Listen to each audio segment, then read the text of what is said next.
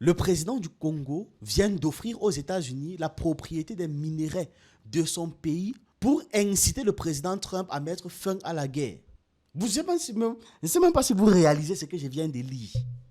Le président de la République de la RDC a envoyé des émissaires au Mali et au Tchad pour appeler à l'aide, pour demander des renforts, pour que des hommes arrivent en RDC pour combattre le M23 et combattre les proxys du Rwanda. Le Tchad n'est pas un réservoir de soldats prêts à être déployés à chaque demande. Et les Congolais auraient dû depuis longtemps mettre l'accent sur le renforcement de leur armée, plutôt que de se concentrer sur la sapologie.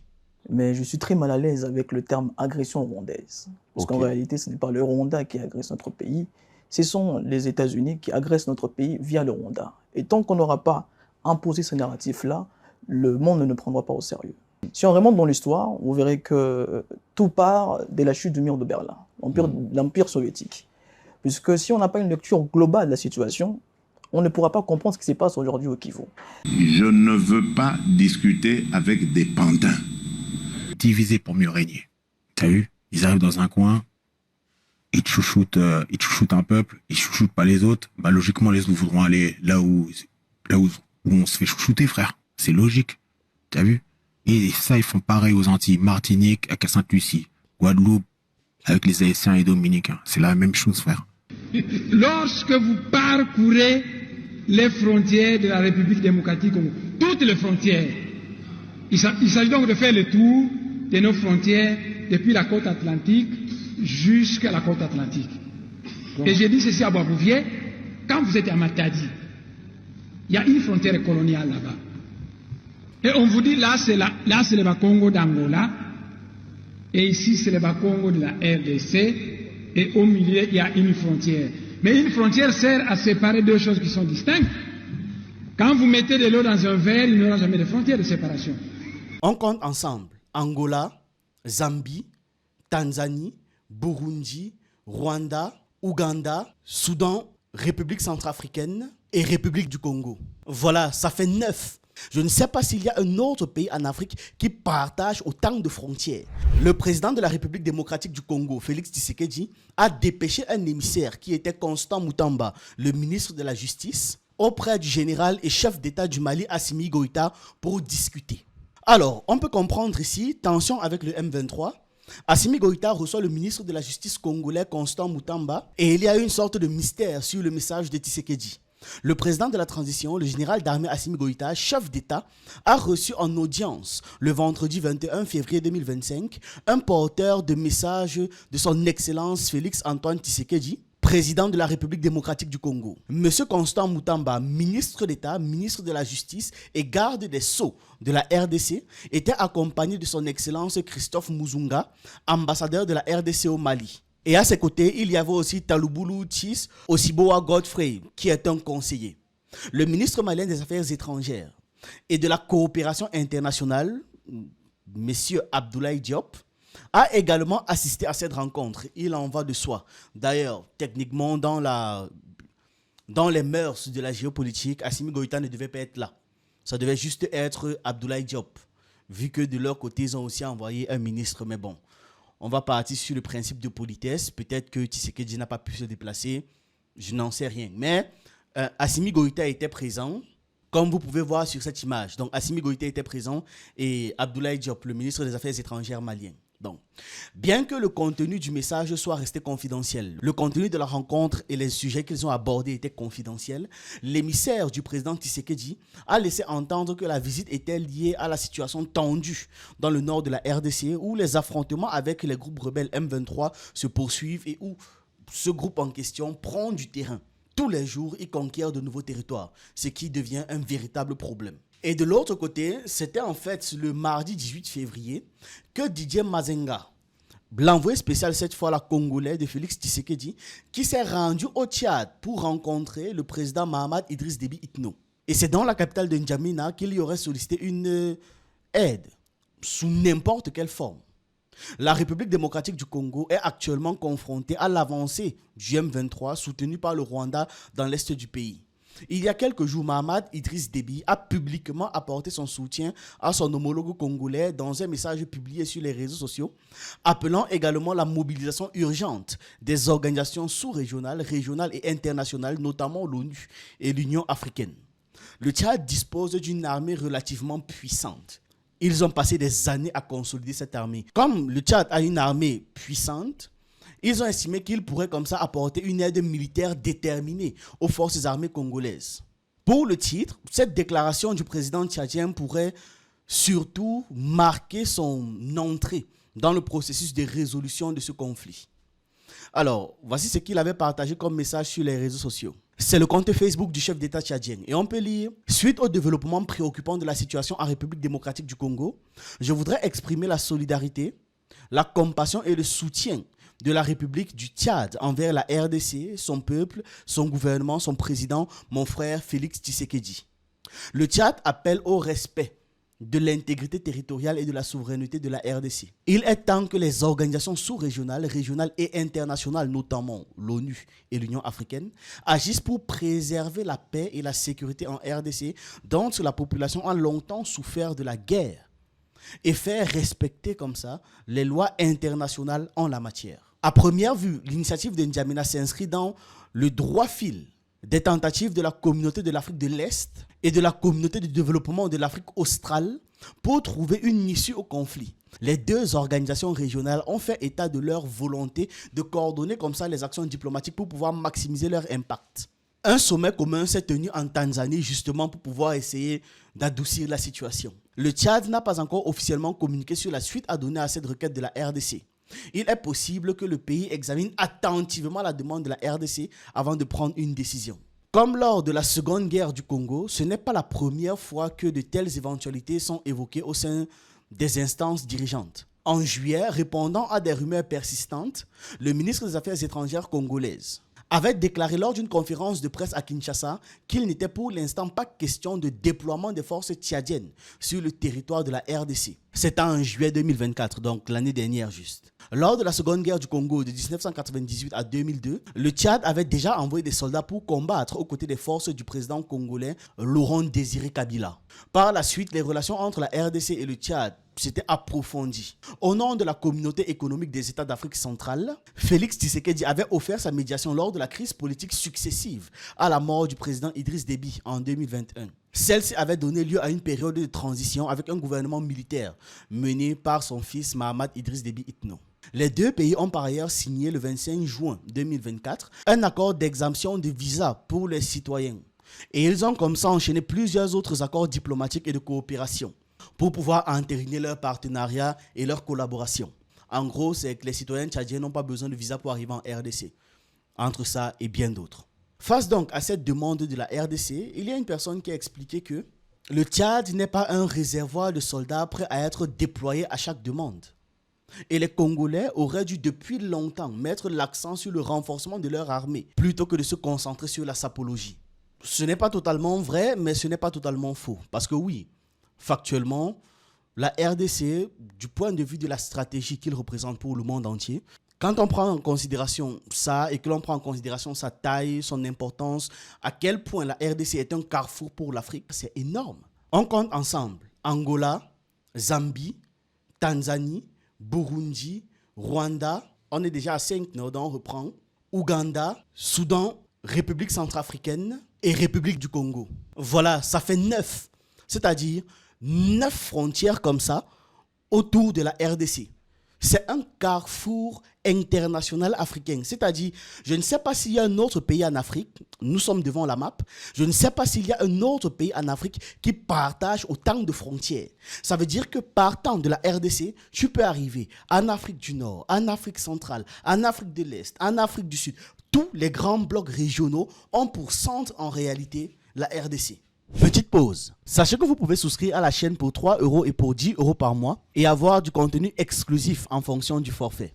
Tous les membres qui ont payé un abonnement peuvent rejoindre le groupe Telegram où j'ai déjà partagé plus de 150 vidéos qui ne sont plus sur la chaîne. Et dans ce groupe, je partage régulièrement ce que je ne peux pas publier sur YouTube. Et pour ceux qui veulent apprendre, nous avons de nouvelles formations. En plus de celle qui vous apprend à faire une chaîne YouTube rentable, on a rajouté des formations en montage vidéo, en conception de miniatures et en écriture de vidéos. On vous apprend comment monter une vidéo en face caméra, en illustration ou encore en utilisant des avatars. On apprend également à faire des miniatures comme Pensée Kamit, Yomi Denzel ou encore le célèbre youtubeur MrBeast. Je vous laisse toutes les informations en description. Revenons au sujet. Si la RDC du moins comprenait l'importance qu'elle a de par tout ce qu'elle est et tout ce qu'elle représente, elle aurait dû se renforcer depuis bien longtemps. Maintenant, on dit qu'ils se sont concentrés sur la sapologie, c'est la moquerie. Ce n'est pas totalement vrai. Je veux comprendre derrière que voilà, au lieu de vous concentrer sur la distraction, les amusements et consorts, vous auriez dû prendre conscience d'un certain nombre de trucs et renforcer. Mais on connaît comment sont dirigés nos pays, on connaît quel genre de personnes arrivent à la tête de nos pays et quels sont leurs véritables objectifs. Malheureusement, c'est ça le truc. Maintenant, là, la RDC est en crise. La question n'est pas de savoir qu'est-ce qu'ils auraient dû ou ne pas dû faire. Ce sont des Africains qui meurent.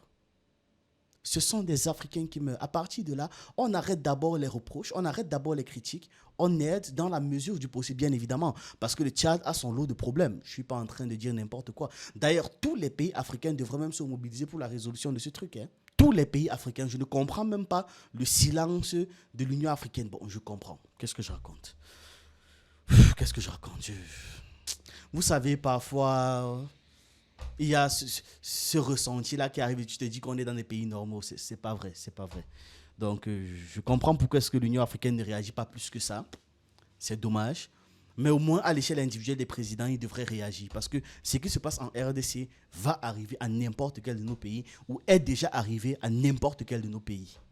D'une manière ou d'une autre, d'une façon ou d'une autre. On va toujours dire oui, mais c'est pas pareil. Chez nous, c'était X. On sait, le principal problème, c'est l'exploitation de nos ressources. Et tous nos pays subissent ça. Passé, présent, et peut-être que ça va continuer si on laisse les choses se faire. Et c'est ça le souci. Maintenant, ce monsieur, par exemple, ne devrait pas oublier que durant la guerre contre la Libye, la RDC a aussi envoyé ses hommes au Tchad. La RDC a aussi combattu aux côtés des hommes tchadiens. Les relations entre la RDC et le Tchad ne datent pas de maintenant. C'est pas aujourd'hui qu'on va arriver et commencer à faire des critiques pendant que des gens sont en train de mourir. On ne fait pas de critiques, on ne donne pas de leçons quand des gens sont en train de mourir. On aide d'abord. C'est après, quand la situation sera résolue, que là, on pourra émettre des critiques. C'est un peu comme si vous regardez votre frère en grave danger parce que vous lui avez donné un conseil qu'il n'a pas respecté. Mais sous prétexte qu'il n'a pas respecté votre conseil, vous allez le laisser affronter le danger seul, mourir, gravement se blesser. Non. Vous allez d'abord au secours de votre frère et après, vous sortez les réflexions. Après, vous lui donnez des leçons. Après, même, vous pourrez vous chamailler. Et là, ce sera entre vous. Et une fois la situation critique passée, c'est pas quand il est dans la situation critique qu'on doit sortir ce genre de phrases. Un peu de sérieux entre nous. C'est pour ça, parfois, que j'écoute certaines personnes et ça m'énerve. Parce qu'on se rend compte qu'ils n'ont pas le sens des priorités. À l'état actuel des choses, ce n'est pas les reproches qu'il faut faire. Surtout s'il y a pouvoir de faire des actions. En fait, c'est ça le truc. Si au moins c'était orienté, c'est-à-dire que on ne peut pas faire ceci parce que le gouvernement en place de la RDC est X, Y et Z et qu'il faudrait d'abord qu'un certain nombre de conditions s'y réunissent, là oui, j'aurais mieux compris. Mais quand tu commences à sortir des trucs de la sapologie pour parler de distraction et consorts, là ça devient autre chose. Ça devient se moquer du malheur des autres. Et ça, c'est pas pertinent. Surtout pas en Afrique. Nos pays peuvent vivre ça à tout moment, à n'importe quel instant.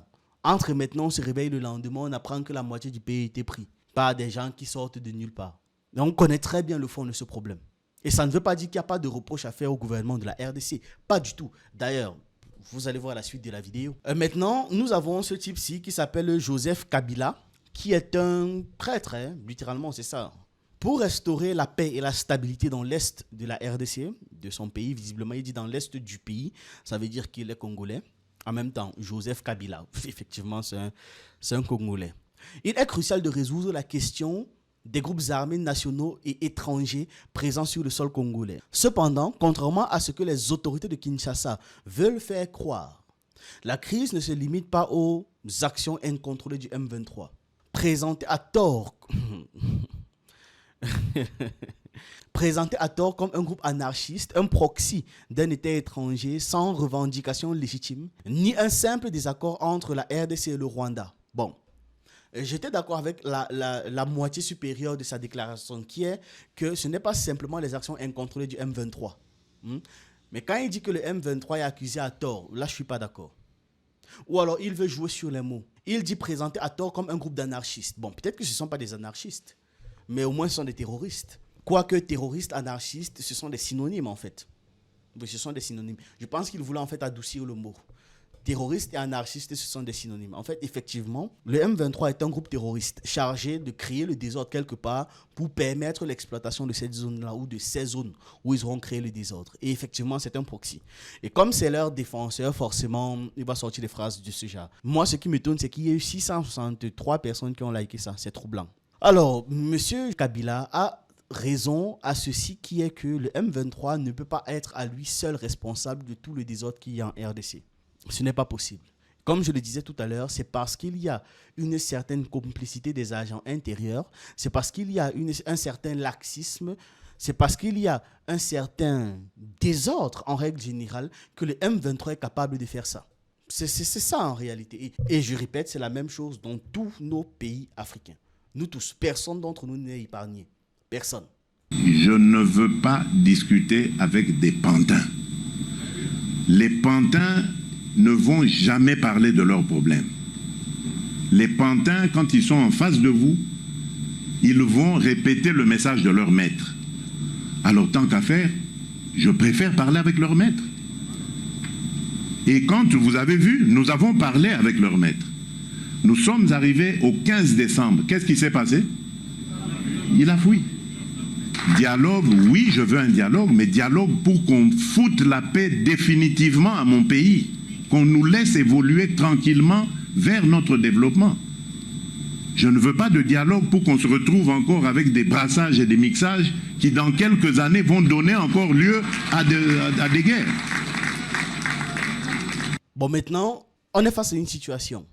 Celui qui dirige fuit. Celui qui dirige ne veut pas discuter. Il trouve un moyen de s'en aller. Qu'est-ce qu'on fait? Comment on réagit? Puisqu'à un moment donné ou un autre, ces gars vont dire que voilà, les territoires qu'ils ont conquis, ils ne remettent plus. À partir de là, comment ça se passe? Comment ça se passe? C'est quoi la suite? D'autant plus qu'on apprend à quel point il y a du désordre en RDC. On fait comprendre qu'il y a actuellement plus de 100 groupes armés actifs en RDC. Nombre d'entre eux sont des milices locales qui tentent de protéger leur communauté après plus de 3 décennies de troubles, 30 ans de troubles. Les allégeances et les rivalités entre ces groupes évoluent constamment et sont généralement motivées par des identités ethniques, les intérêts économiques et la manipulation politique. Donc chacun a ses propres intérêts. On parle de 100 groupes armés actifs actuellement en RDC. Nous sommes le 23 février 2025 au moment où je tourne cette vidéo et où on apprend qu'il y a plus de 100 groupes armés actifs en RDC. C'est indécemment énorme. Et que ces groupes-là ne travaillent même pas de concert, pas du tout. Les gars ont leurs intérêts, que ce soit économique, politique, tribal et j'en passe. Et comme ça fluctue et ça varie en fonction de ce qu'ils estiment être leur bien. Pas le bien du peuple, pas le bien du pays, leur bien à eux. Alors, quels sont les principaux facteurs qui expliquent les conflits? On a déjà la mauvaise gouvernance, la mauvaise gestion de la constitution d'une nation et d'un État post-colonial. Tout ce qu'on liste ici me fait juste penser à nos pays en fait. À chaque fois que je vois un problème dans un de nos pays en Afrique, j'ai simplement l'impression que c'est un copier-coller. Bref, la mauvaise gestion de la construction d'une nation et d'un État post-colonial, les conflits liés à la terre et aux ressources naturelles aussi font partie des facteurs à l'origine de la crise. S'ajoutent à cela de profondes divisions entre les groupes ethniques, justement, divisions héritées de la période coloniale. Quand on dit même post-colonial, c'est un mensonge en réalité. Parce que durant la colonisation, la France a toujours fait les mêmes pratiques, peu importe l'endroit, peu importe le lieu. C'est-à-dire qu'ils vont arriver quelque part, prendre un peuple qu'ils vont très bien traiter. Ils vont traiter ce peuple comme, voilà, vous êtes les vrais, vous êtes les bons. Ils ont fait ça au Rwanda, non? Ça a donné le génocide qu'on a eu en 1994. Ils répètent la même chose partout. Ils arrivent quelque part, ils prennent un peuple qu'ils vont vraiment très bien traiter et les autres, ils vont les marginaliser et ensuite, ils vont désigner un ennemi commun. Au Cameroun, ils ont fait des trucs comme ça, pêle-mêle. Avec que non, ce peuple-là est l'ennemi de tous les autres. Ce peuple-là, c'est le chouchou, c'est eux qui sont en réalité le vrai peuple d'ici. Les autres, voilà, vous devez comme ça vadrouiller au vent et au gré de la nature. Résultat, qu'est-ce que ça donne? Les gens viennent se concentrer ou veulent se concentrer quelque part. Comme on a désigné un ennemi et que très souvent, par manque de culture, par manque de savoir, par manque de compréhension du monde qui nous entoure, nous aussi, on est là, on suit à tue-tête comme des moutons. Ça donne des trucs où on passe le temps à faire des guerres intestines au lieu de véritablement toucher ce qui dérange. Écoutez par exemple ce gars. Il explique comment est-ce que la France est en train de séparer les peuples en océan Indien. Quand je vois ce que la France a créé aux Comores, parce que moi je dis que Mayotte, pour moi Mayotte appartient à l'archipel des Comores. Absolument. Tu vois, qui viennent pas me raconter quoi ou qu'est-ce, t'as vu? Bah la France sait très bien faire ça, diviser pour mieux régner. T'as vu? Ils arrivent dans un coin, ils te chouchoutent un peuple, ils chouchoutent pas les autres. Bah logiquement les autres voudront aller là où on se fait chouchouter, frère. C'est logique. T'as vu? Et ça, ils font pareil aux Antilles, Martinique, à Sainte-Lucie, Guadeloupe, avec les Haïtiens et Dominicains. C'est la même chose, frère. T'as vu? C'est la même chose. Aujourd'hui, tu vas à Mayotte, t'as des gens, ils ont la haine des Comoriens. Mais comment tu peux être Maoré et avoir la haine des Comoriens? C'est le même peuple, frère. C'est le même peuple, frère. Moi, je sais, ça me fait mal au cœur. Hein. Je me dis, comment on peut nous, les Renois, des fois, on est bêtes, frère. On se fait trop avoir. On arrive à, je sais pas. Les gens, ils arrivent trop à nous diviser, quoi. Trop facilement, frère. Et ils ont même aussi fait ça en RDC, c'est qu'il dit là. Où on arrive quelque part, ils arrivent à faire comprendre qu'il y a des Congolais de X-bord et des Congolais de Y-bord. Alors que normalement, c'est le même peuple. Écoutons. J'ai dit ceci à Boisbouvier. Lorsque vous parcourez les frontières de la République démocratique Congo, toutes les frontières, il s'agit donc de faire le tour de nos frontières depuis la côte atlantique jusqu'à la côte atlantique. Et j'ai dit ceci à Boisbouvier, quand vous êtes à Matadi, il y a une frontière coloniale là-bas. Et on vous dit là c'est le Bas-Congo d'Angola, et ici c'est le Bas-Congo de la RDC, et au milieu il y a une frontière.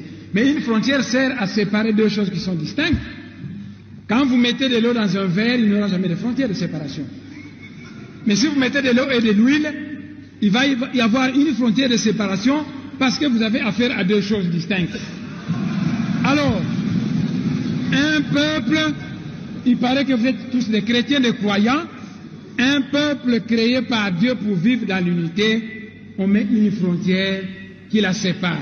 J'ai dit à Boisbouvier, déplaçons-nous et allons à Kahemba, les dossiers Kahemba. Là-bas, vous verrez qu'on va vous parler des Tchokwe d'Angola et des Tchokwe de la RDC. Mais qui divise les Tchokwe à une frontière coloniale.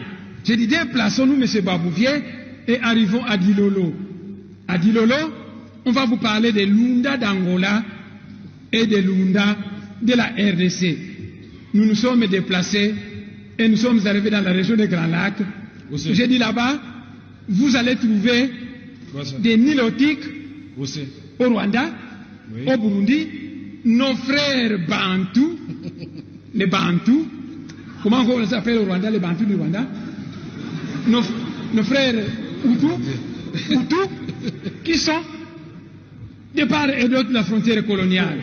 J'ai dit à Boisbouvier que le grand chef coutumier Nandé ne s'embarrasse pas des frontières coloniales parce que souvent il va du côté de l'Ouganda pour trancher la palabre africaine qui concerne sa communauté. Et on va voir ça. On a les Ekang du Cameroun et les Ekang du Gabon. On a les Peuls du Cameroun et les Peuls du Tchad ou encore du Nigeria. Donc le schéma se répète. À toutes les échelles, le schéma se répète. Et c'est comme ça qu'on nous divise au point où on se croit différent, on se sent différent. Vous allez voir, il y a une rivalité très morbide entre Congo-Kinshasa et Congo-Brazzaville, ce qui est extrêmement stupide. Mais c'est là, ça persiste. Et les gens comme ça, dans leur infinie ignorance et à cause de leur mauvaise éducation, continuent de perpétrer ça et transmettre ça à leurs enfants. Et leurs enfants, toujours mal éduqués, transmettent ça aux autres enfants, et ainsi de suite, et ainsi de suite. Donc ça veut dire que pour casser ça, on doit commencer par l'éducation. Éduquons-nous. C'est plus qu'important, parce que c'est sur notre ignorance, sur notre mauvaise éducation, que les gens jouent en fait leur vie, que les gens jouent en fait leur argent. C'est sur notre mauvaise éducation que les États-Unis se gavent, l'Europe se gave. Pendant que nous, on meurt, on est obligé de fuir par centaines de milliers. Et après qu'on vienne toujours se moquer de nous, nous humilier. Et comme ça, humiliation, après humiliation, après humiliation. Compensation, rien, jamais. Reconnaissance, non, rien, jamais. Nous sommes même morts depuis longtemps. Nos rêves partis en fumée. Avec la complicité tacite de ceux qui sont censés nous protéger. Et à l'échelle des pays, c'est la même chose. Parce qu'on veut maintenant essayer de faire comme si, entre le Rwanda et le Congo, les Rwandais sont les ennemis des Congolais. Alors que ce n'est pas le gars lambda de la population rwandaise qui lui-même cherche à manger, payer son loyer et j'en passe, qui prend les décisions à l'échelle d'un État. Même chose pour les Congolais. Ce n'est pas celui de tous les jours qui travaille, qui s'occupe de sa famille, qui prend les décisions pour son pays. En revanche, une fois qu'il y a des haines qui se sont créées, c'est entre le salarié sympa et celui qui détient sa boutique, qui est congolais, et de l'autre côté rwandais, qui vont s'entretuer. Et ça donne des résultats complètement débiles, où à la fin de tout ça, quelques années plus tard, les deux qui ont créé ça, ou les dirigeants qui étaient à la tête de tout cela, sont tranquillement quelque part en Belgique, en Angleterre, en France, assis, en train de siroter, ou dans des réunions, ils s'appellent même au téléphone, faisant comme s'ils étaient trop ennemis. De l'autre côté, il y a même un qu'on ne le voit jamais. C'est celui qui a instigé tout ça, celui qui a mis dans nos têtes qu'on était tous différents. Celui-là, il ne veut même pas être l'ennemi déclaré d'ailleurs. Quand son nom est prononcé, ils estiment que c'est de l'ingratitude. Parce que de base, ils étaient là pour vous aider. Heureusement que cela n'est pas transmissible à l'homme. Sinon, que serions-nous? Que serions-nous si l'ingratitude était transmise à l'homme? Heureusement qu'on ne peut pas être contaminé par cette maladie. Parce que lorsque le gars là sortait cette citation, il pensait dans l'affaire que c'était lui l'homme. Ça me fait beaucoup rire. On a vu comment est-ce que les hommes du Tchad, par exemple, se comportent quand ils se rappellent de l'aide que leur a fournie l'armée congolaise. On a vu comment est-ce que le gouvernement congolais s'est comporté quand il s'est rappelé de l'aide que lui avaient fournie les hommes du Tchad. Nous sommes trop embrouillés, trop perdus. On manque de tellement d'informations, de tellement d'éducation. On est tellement mal éduqués, vous ne pouvez même pas imaginer à quel point on manque d'éducation sur les notions de base en réalité.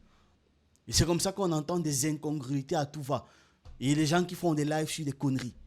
Et vous voyez des centaines de milliers de personnes les suivre comme ça et commencer à être complètement embrouillés, même dans leur prise de décision. Tout ça, c'est l'absence d'éducation.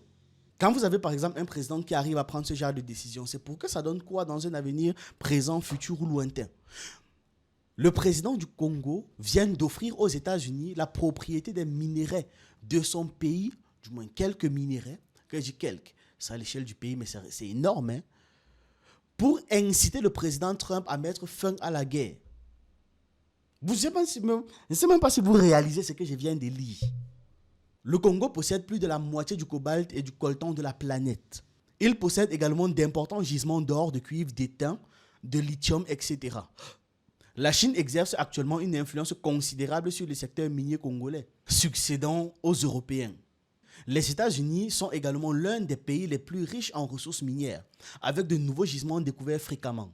Il n'est pas certain que le président Trump soit intéressé par des accords de ce type, mais posséder une partie de leurs minéraux en échange de la sécurité est au moins bien mieux que ce que nous obtenons actuellement en protégeant l'Europe, c'est-à-dire pour rien.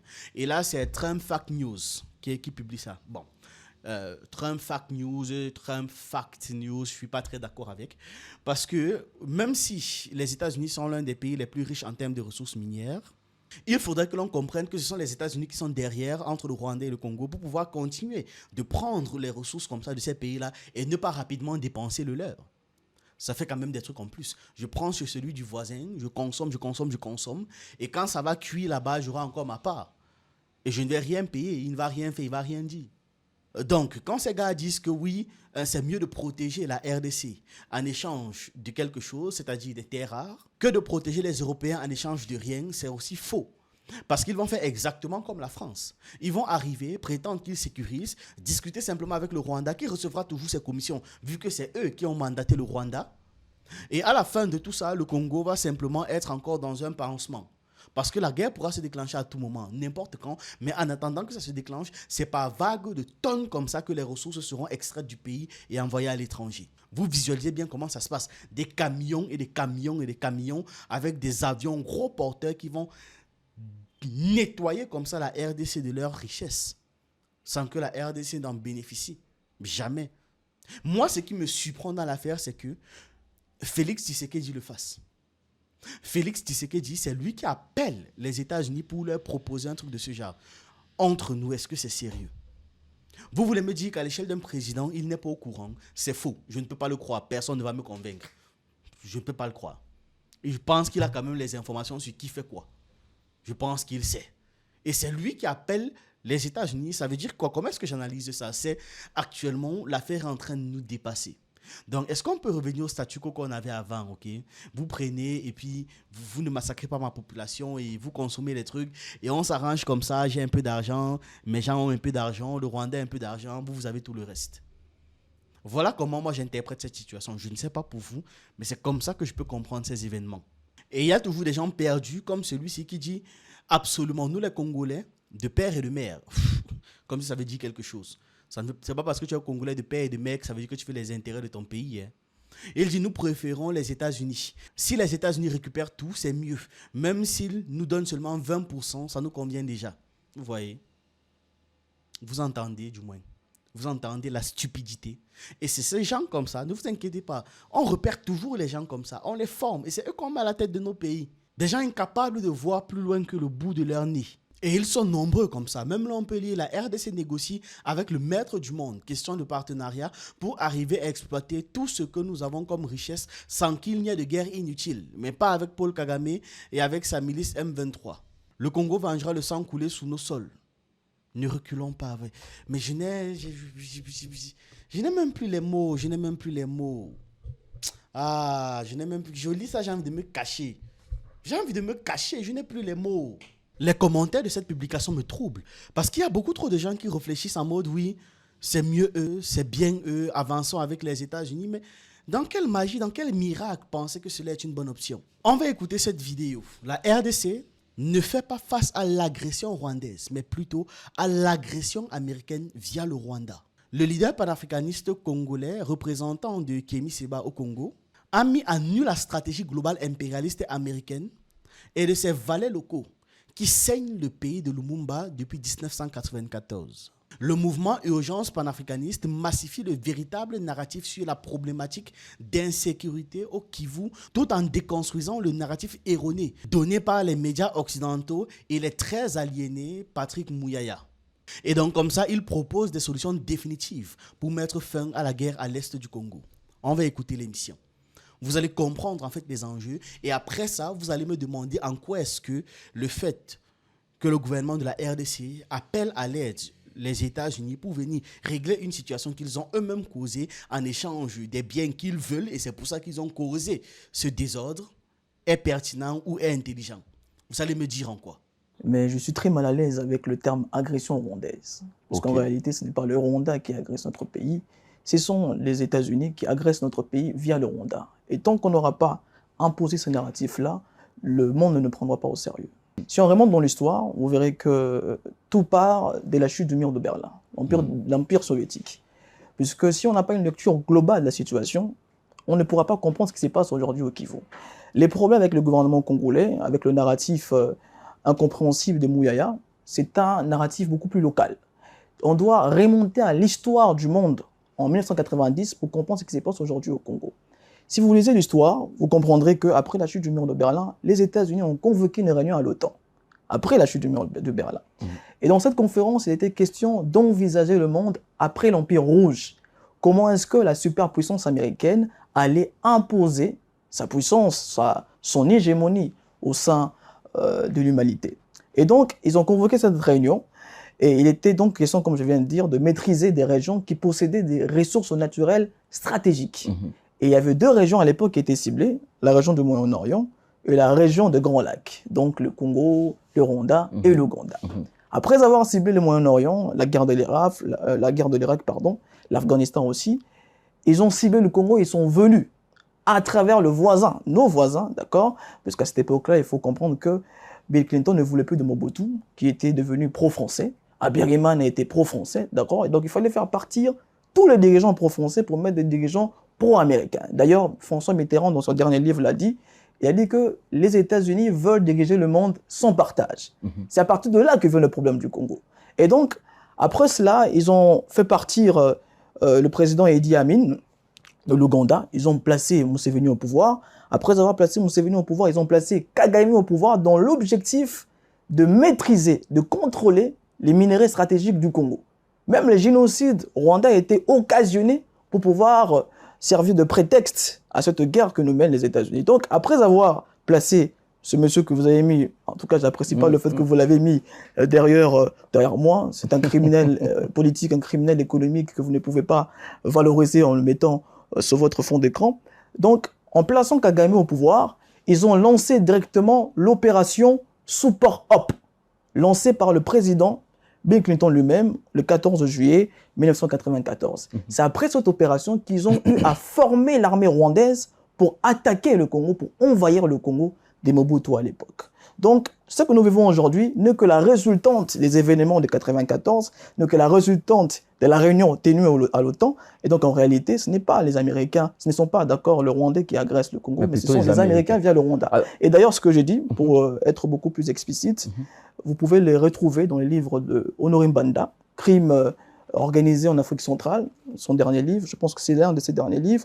Vous pouvez aussi les retrouver dans les livres de Patrick Beko, Stratégie du chaos, et les retrouver dans les livres de Charles Onana, Holocauste au Congo. Donc ce que je dis ici, ce n'est pas prouvable. Ce n'est pas une hypothèse d'école, c'est une vérité, d'accord, c'est vérifiable et c'est vérifié. Attention, c'est le gouvernement congolais qui parle de l'agression rwandaise. Écoutez, être dirigeant ne veut pas dire que vous êtes complètement assis sur les questions politiques et questions géopolitiques. Nous savons que la plupart des dirigeants africains sont soumis à l'Occident et ne maîtrisent pas les questions géopolitiques. Et Tshisekedi le prouve. Patrick Mouyaya, que vous dites maîtriser l'histoire, a amené Emmanuel Macron à Bandel pour prendre une bière, alors qu'Emmanuel Macron a financé l'armée rwandaise à hauteur de 20 millions de dollars pour asseoir cette armée au sein de la région des Grands Lacs. Donc quand même, il y a une incompréhension totale de l'histoire qu'il faut spécifier. Donc moi, je dis simplement que nous avons des dirigeants qui n'ont pas une maîtrise géopolitique de la situation, ils maîtrisent une maîtrise géostratégique, parce que s'ils avaient une lecture globale, on aurait pu rapidement traiter cette question. Vous allez comprendre que dans une guerre,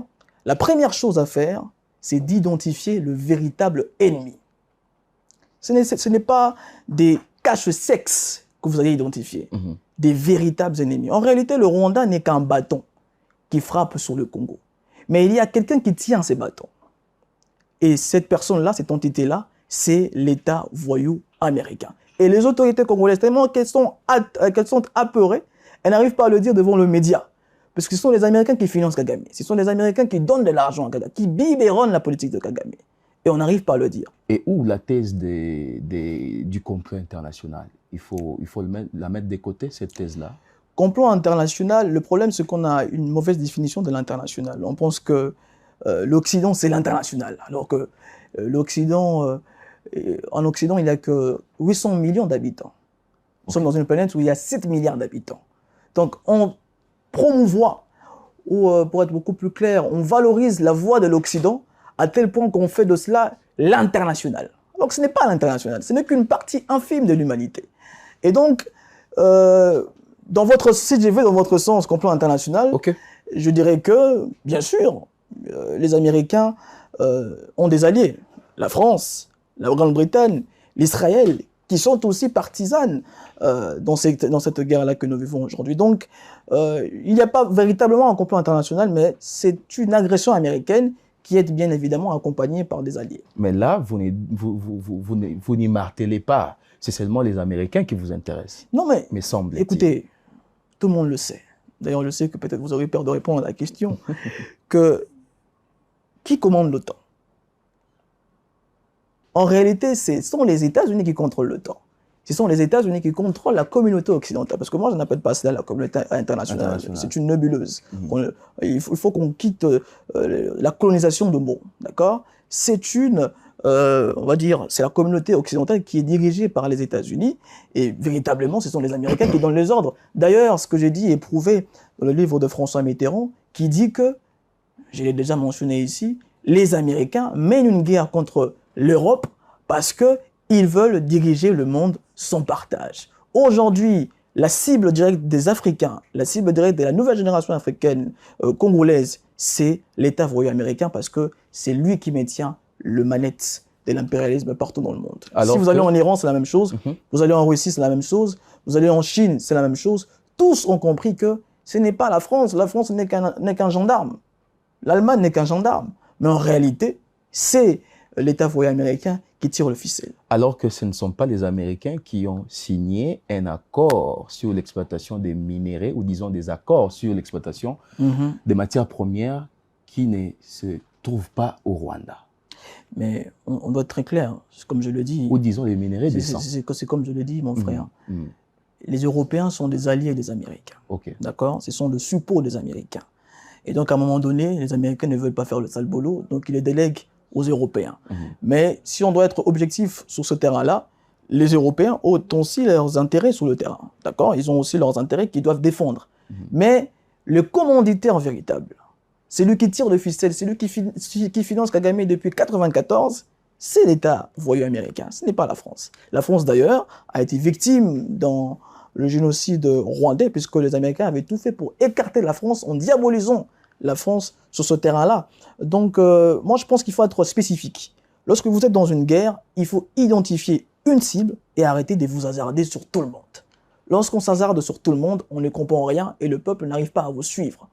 La cible de l'État congolais doit être l'État voyou américain. Puis par après, vous le verrez, en déstabilisant le chef, vous avez la possibilité de déstabiliser les gendarmes. Et comment est-ce que la RDC doit répliquer? Répliquer, moi je pense que c'est d'ailleurs la proposition de notre mouvement depuis très longtemps. Nous disons qu'il faut une rupture totale avec les Américains. Nous prenons la rupture totale avec les Américains pour construire d'autres partenariats avec d'autres pays. Parce qu'on ne peut pas continuer à vivre avec un pays, d'accord, même dans un mariage, même dans un couple. Lorsque vous êtes avec une partenaire qui viole votre respect, qui viole votre dignité, à un moment donné, vous avez besoin de divorcer. C'est ce que nous disons depuis très longtemps sur le terrain. Donc nous voulons une rupture totale avec les Américains pour construire d'autres partenariats dans le monde. Et nos autorités doivent comprendre une chose. Les États-Unis, ce n'est pas la fin du monde. D'accord? Ce n'est pas le monde dans sa globalité. Ce n'est qu'une infime partie du monde. D'ailleurs, avant l'émission, je vous ai entendu dire que vous êtes un citoyen du monde. Un citoyen du monde, un terme qui ne me plaît pas très certainement. C'est pour vous dire que nous avons des cibles, d'accord, et il faut rompre avec les Américains. Si nous rompons avec les Américains, nous aurons beaucoup plus de dignité, nous aurons beaucoup plus de respect et nous aurons beaucoup plus de souveraineté. D'ailleurs, je reviens sur cette question pour être beaucoup plus explicite. En 2016, lorsque Edem Kodjo était venu ici à Kinshasa pour diriger le dialogue congolais, parce que quand je parle de Fachi, je le vois comme le symbole de la classe politique congolaise. Parce qu'en réalité, Tshisekedi représente tout le mot, toute l'étard de la classe politique congolaise. L'opposition à l'époque, dont Fachi faisait partie, avait dit à Edem Kodjo une chose très sérieuse. Ils avaient dit à Edem Kodjo qu'il voyait très proche de Kabila. Monsieur Edem Kodjo, arrêtez de plaisanter avec le Congo parce que le Congo, c'est les jardins des États-Unis. Vous pouvez le retrouver aujourd'hui dans différents sites d'information. D'accord, ça a été d'ailleurs tweeté par 7sur7.cd, je pense. Les opposants ont dit à Edem Kodjo, faites attention, le Congo, c'est les jardins des États-Unis.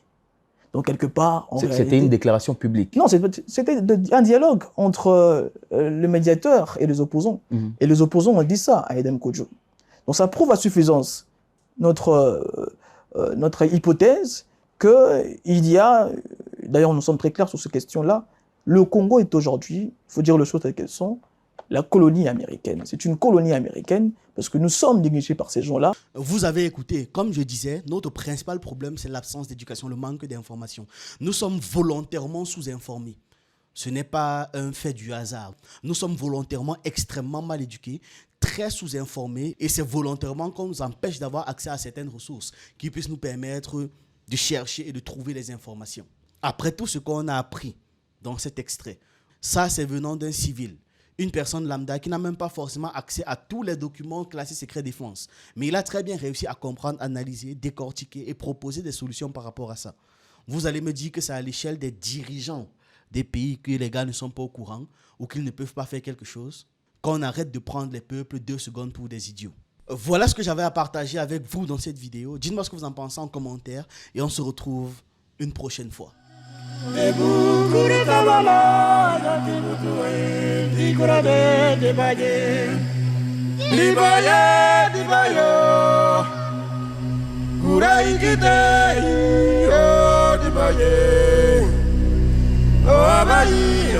Maba.